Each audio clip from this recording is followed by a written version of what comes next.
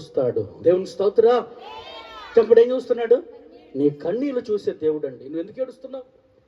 బాధతో ఏడుస్తున్నావా? వ్యాధితో ఏడుస్తున్నావా? దుఃఖంతో ఏడుస్తున్నావా? ఆవేదనతో ఏడుస్తున్నావా? అప్పులతో ఏడుస్తున్నావా? ఎందుకు ఏడుస్తున్నావమ్మా? నువ్వు ఏడవద్దు ఈ రోజు నుంచి. కారణం ఏంటంటే నా దేవుని దగ్గరకు వచ్చావు కాబట్టి ఆయన నిన్ను చూచాడు. ఆయన చూస్తే ఏం జరిగిద్దంటే నీ కన్నీళ్లు తుడుస్తాడు. చెప్పలు కొడదాం గట్టిగా. హల్లెలూయా. ఏం తుడుస్తాడు చెప్పండి?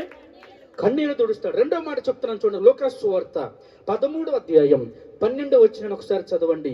లూకా సువార్త 13వ అధ్యాయము 12వ వచనం. లూకా సువార్త 13వ అధ్యాయము 12వ వచనం. యేసు ఆమెను చూచి రమ్మని పిలిచి, అమ్మా, నీ బలహీనత నుండి విడుదల పొంది ఉన్నావని ఆమెతో చెప్పి ఆమె మీద చేతులుంచగా ఆమె చక్కగా నిలబడింది. చేతులెత్తి, రెండు చేతులెత్తి హల్లెలూయా చెబుదాం. హల్లెలూయా. గట్టిగా రెండు చేతులెత్తి చెప్పండి. హల్లెలూయా.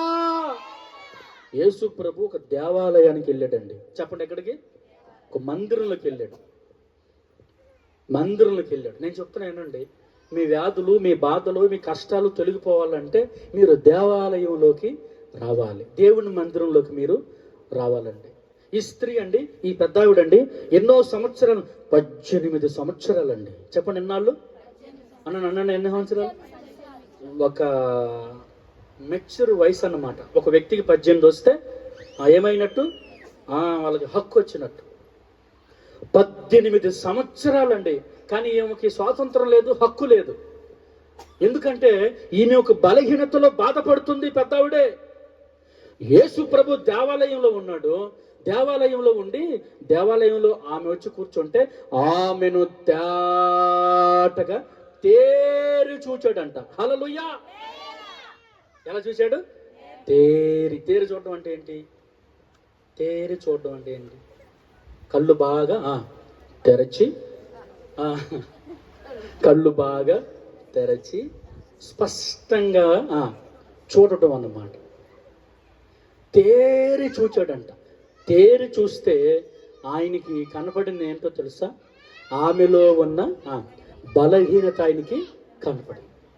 ఈరోజు నా ప్రభు రెండవ మాట ఏంటంటే నీ బలహీనతను చూడగలిగిన దేవుడు. హల్లెలూయా. అది శారీరక బలహీనత అయినా, ఆత్మ సంబంధమైన బలహీనత అయినా, నువ్వు ఏ బలహీనతలో ఉన్నావో నాకు తెలియదు, కానీ నా ప్రభు ఈరోజు ఆయన నీ బలహీనతను చూస్తున్నాడు. ఆయన దగ్గరికి వచ్చావు కాబట్టి నీ బలహీనత నుండి ఈరోజు నీ